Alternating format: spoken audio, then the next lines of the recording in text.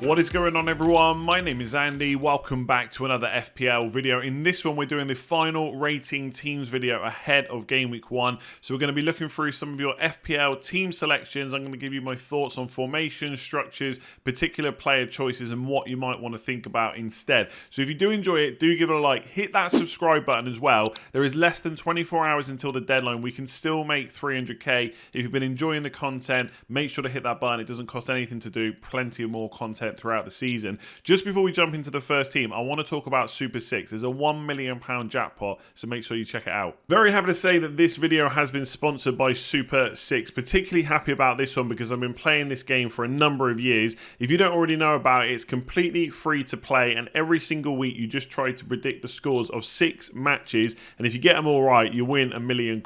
There's been a slight tweak this year in that you'll only ever be predicting Premier League matches, and I'll show you how easy that is in just a minute. I've also set up my own league. You can join that by clicking the link in the description below.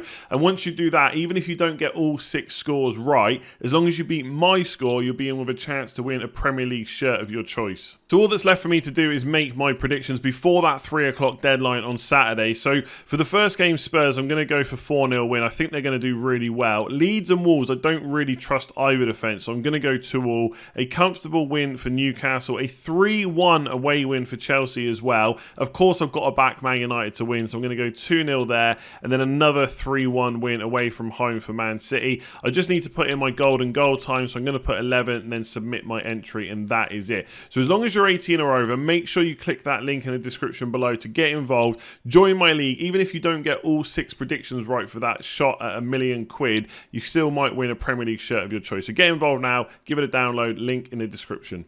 Okay, so let's start off with a 3 premium attacker draft. This particular one is 4-3-3. It has all of Salah, Kane and Haaland in there. And I think a lot of people are going to look at doing this because I do think it's viable this season. Maybe some kind of variation. You could have Son and De Bruyne in there as well. Personally, I think that Kane and Haaland works best because they're 11.5 million and there's usually better, cheaper midfielders than there are kind of forwards. So that's why I wouldn't personally put Son and De Bruyne in, but you could probably make it work as well. Now, above me, I've got some notes. They're just kind of the main things I thought about when I saw each of these drafts, but they're going to be other talking points as well. Now, broadly speaking, right, when someone asks me about what do you think of this player or what do you think of this FPL draft or this FPL team selection, I've kind of got 3 responses, right? So one is love it, that's what I would do, that's the best pick, etc. Number 2 is more like I don't hate it. That doesn't mean that the decision you've made is outright bad, because I do think some decisions are just like completely awful. It just means that I probably wouldn't do it, but I still think it's okay. It could still work. And then the bottom one is, yeah, I just do not like that at all. I definitely would not do that, and I wouldn't recommend you do it either. I would say that a 3 premium attacker draft falls into the second one. I don't hate it. I don't think that I'm going to do it, but I do think it's way more viable than it was last year, and it could work. If we're going to look at the first 5 to 6 game weeks, and you look at a lot of those drafts that are kind of 4-4-2 maybe, with an £8 million midfielder, or big at the back with Cancelo, Robertson, and all the expensive defenders and goalkeepers, of course they could outscore this draft, but I don't think it's a massive gap, right? There's every chance that this team does better. So if you are thinking about doing it, I think it is perfectly viable to do this season. I'm just not sure I'm going to do it. One of the big benefits is it covers all the 3 main captains, right? So again, you could say that Son is better than Kane, De Bruyne is better than Haaland, but essentially for the first 3 weeks, I would say Liverpool, then Man City, then Spurs are probably the best captains. Unless we decide to captain Arsenal players against Bournemouth, which could happen. I think Salah versus Fulham, Haaland or De Bruyne versus Bournemouth in Game Week 2, and then Kane or Son against Wolves in Game Week 3 could be pretty decent. And obviously you don't necessarily get left behind as well by covering all the big hitters that everyone else is looking at. There is a key problem with that though. You're not covering all the big hitters. What if you choose Salah, Kane and Haaland and then Son and De Bruyne do really well, right? You haven't really gained too much, but you can't really account for that. At some point you've just got to make the decision and hope that it's the right one. So you get to cover all the main captains. You also still cover pretty much at least most of the best defences, right? There's no Spurs defender in here, but we'll talk about them later on. You still have Trent. You still have James, who I would argue is the best Chelsea defender. You've got Arsenal defence covered and Man City defence covered, albeit you don't have Robertson in there, and there is no kind of Spurs attacker or anyone like that. but most of the bases are covered. So the only real weak points are you lose out on some value, because I've talked about this before. Those big hitters are valuable because they're captaincy choices. You've got 3 of them. You can only captain 1 every week. One of them could easily be downgraded somewhere else and then allow you to upgrade Walker to Cancelo, Gabriel to, Diaz if you want to go for him for Man City. Maybe upgrade your keepers as well. So you do miss out on some value, and they are probably the weakest points, is those defender price points. And also, of course, you have to have 2 lesser defenders. For me, to make this draft fully viable, it needs 0.5 million more, because then you can get Sanchez. I'm not sure about going for double Leicester goalkeepers. I'd be slightly worried they might sign a new number 1. I know the talk is that they're not going to do that, but if they do, you're then very stuck with no money to upgrade. So I feel like this draft needs 100.5 million to get Sanchez in. Of course, I'd prefer Cancelo, but the fact you still cover Man City with Walker, who I do think is going to get pretty good minutes early on, isn't that bad. They haven't signed their fullback at the time of recording, and even if they do sign one now, I'm not sure it's going to be someone to come in and just play straight away. So until European matches, I think Cancelo and Walker will get quite a few minutes. There is a chance that someone like Stones could play right back, or Ake could play left back, and Walker could miss out. But usually that happens when Pep wants a little bit more height. And I look at the teams they're playing initially before Europe. I'm not sure there's too many concerns there, apart from maybe West Ham on the opening day. So I actually quite like Kyle Walker as a pick. I know some people are going to say, well, if you go Neto to Bailey, you can then upgrade the goalkeepers. But I just think Bailey's more of a 12th man for me, or someone that I rotate with. And if Bailey becomes an issue, if you go for him instead of Neto, then Andreas Pereira and Nico Williams, they're not necessarily players that you'd want to play every single week. So as always with every draft, this isn't going to be the perfect team. It's not going to be only full of advantages and have no disadvantages at all. No draft is like that. So yeah, that's it. That's my thoughts on it. Essentially, I think it's viable. I think it could work. I think it looks really good. I think it works much better than Salah, Lukaku and Ronaldo last year. I'm probably not going to do it, but if you're keen, I do think it could be decent at the start of this season. This one's a little bit different. It's a 4-4-2 with 2 £8 million midfielders, but still has the 2 premium attackers, Salah and Kane, and also Gabriel Jesus as well. It's quite nice to see the 2 £8 million mids, because when FPL first launched, all the conversations were around those priced midfielders. A lot of us had 2, then we went down to 1, and some people now have 0 of them, right? So this one's got Diaz and Mahrez. Just on the conversation of Diaz versus Robertson, I think in this particular draft, you can make the case to go for Robertson instead if you wanted to. So Diaz and Nico Williams could be Robertson and Bailey instead, because obviously Nico Williams is 4 million, the cheapest midfielder is 4.5, so you have slightly less to spend on that spot.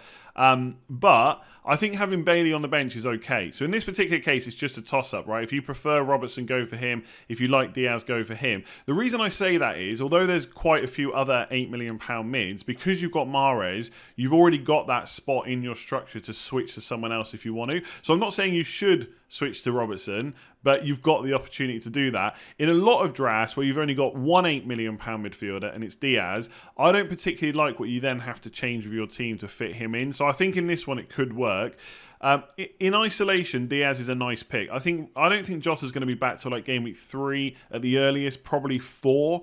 And even then, he might not necessarily be fit enough to start. Klopp might ease him in gently. So Diaz's minutes will probably go down at that point, but I think he might still be starting. So I like him. And this team doesn't have too many major issues or anything like that in terms of minutes risks. So if you need to swap Diaz to like a Saka, because you've only got 2 Arsenal players, you could definitely do that. Obviously, this isn't completely risk-free team. We'll come on to Perisic in a second. And Walker, although I like him as a pick and I might have him in my own team, I don't think he's 100% nailed. There is a chance that he does miss out, but I think he'll probably be okay. I think he's still a good pick, right? On Mahrez, same thing happens every single season. We get about 24 hours away from the deadline and suddenly I start thinking, okay, I haven't considered Man City midfielders enough. What if Foden and Mahrez get plenty of minutes? What if they start against Bournemouth? Just how many points could they get? So I'm tempted myself to try and fit Mahrez in. I don't think I'm going to do it this year. I did it last year and it didn't go well at all. But I can see why people are looking at him.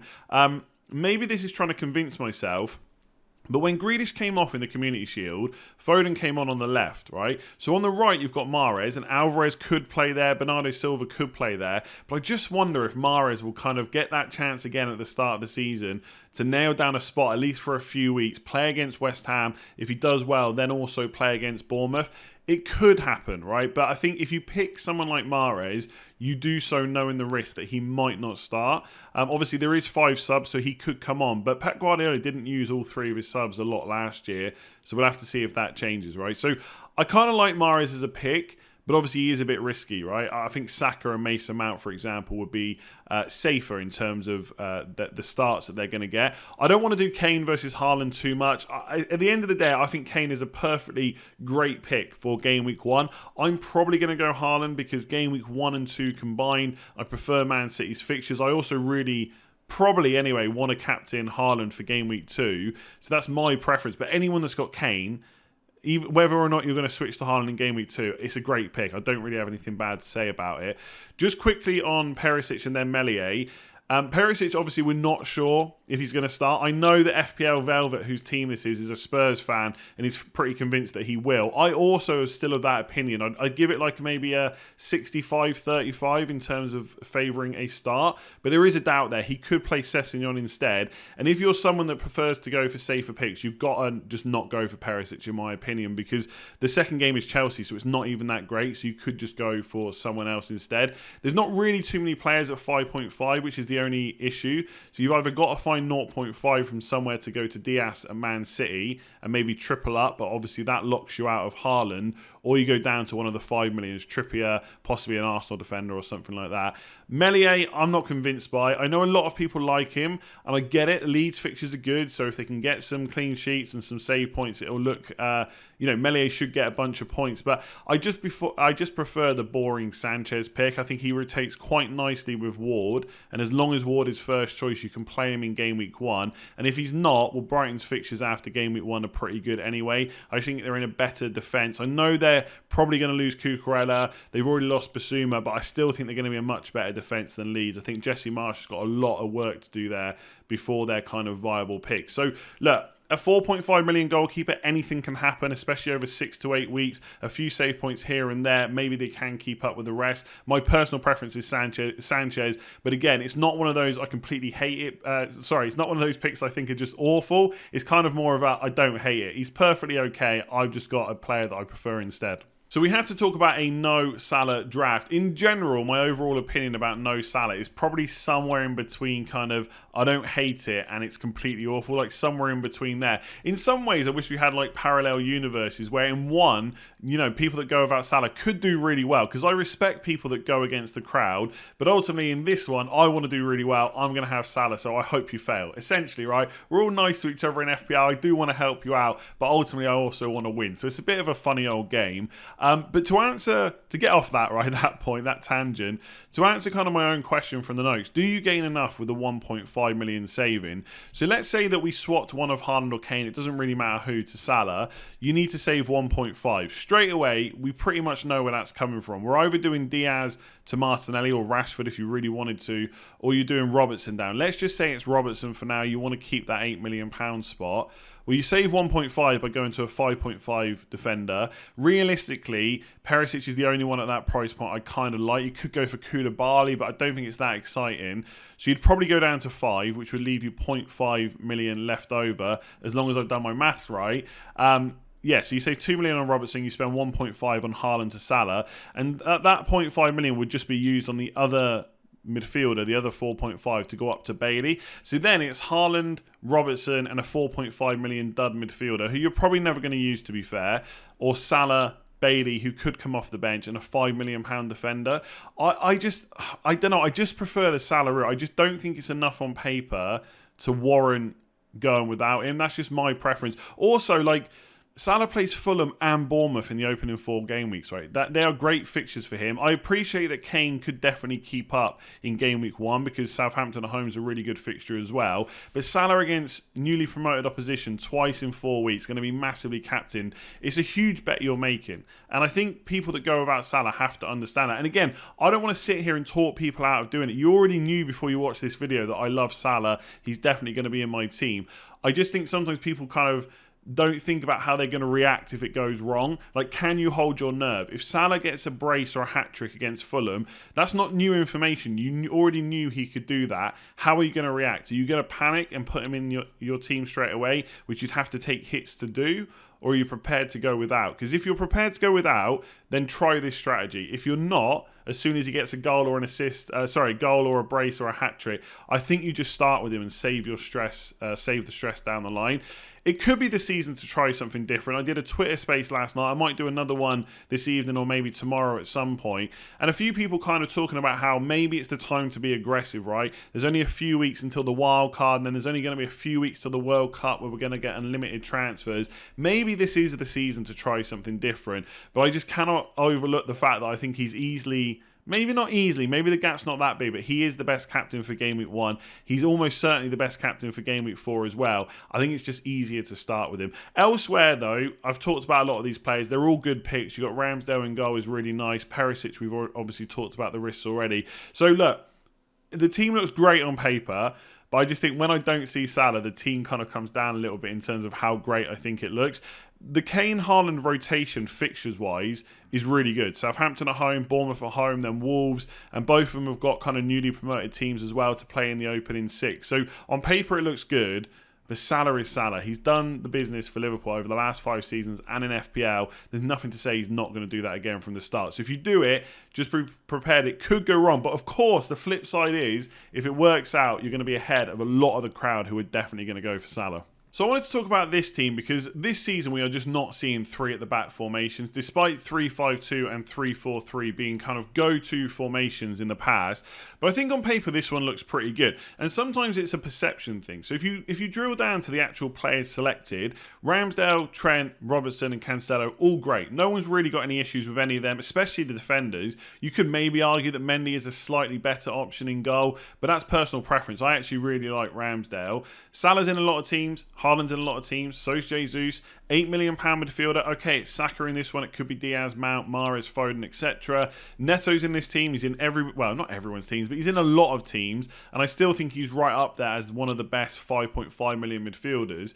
So then it just kind of comes down to the other two, Aaronson and Bailey, and whether there is a better use of funds, right? Is there a better way to spread that out? Now, some of the kind of, not issues, but questions that I had about this draft is, what's the exit plan? If Neto, Aaronson and Bailey, one of those is just not an option suddenly, who'd you go and get instead? Now, to be fair, one of the benefits to having a 3 at the back formation is you get one of the £4 million defenders. In this case, it's Patterson, who, if he keeps playing, is a good option. I still think there's some question marks over when Coleman is back, whether he will get minutes. I feel like he probably will, but a lot of Everton fans seem very high on Patterson keeping that place. So maybe it's a little bit of a risk. Maybe it's one worth taking. You could just go to Nico Williams if you wanted slightly less of a risk.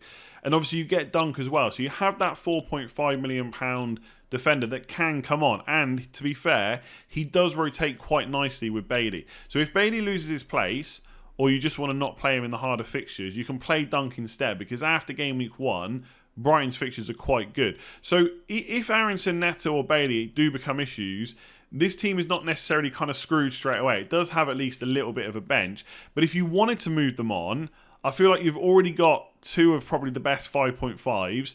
In the 5 million bracket, I don't really see anyone. So then you're probably starting to take hits to kind of shuffle around to kind of a 4 at the back instead. So maybe playing 4-4-2. So in that case, it might be slightly better to kind of start with that formation. And this is probably not a reason to change your draft.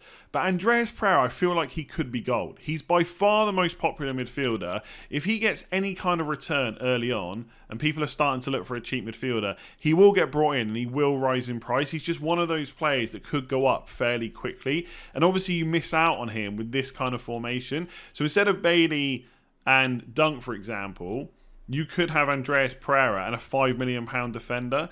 And maybe that's a slightly better way of playing it. But maybe not. I don't know. Like with this one, I'm a little bit torn on which way I prefer to do it. I mean, you could make the same case for Aaronson, for example. You could swap Aaronson and Patterson to Andreas Pereira and have a £5 million defender in there. That would work as well. And then you either play Dunk or you play Bailey every single week.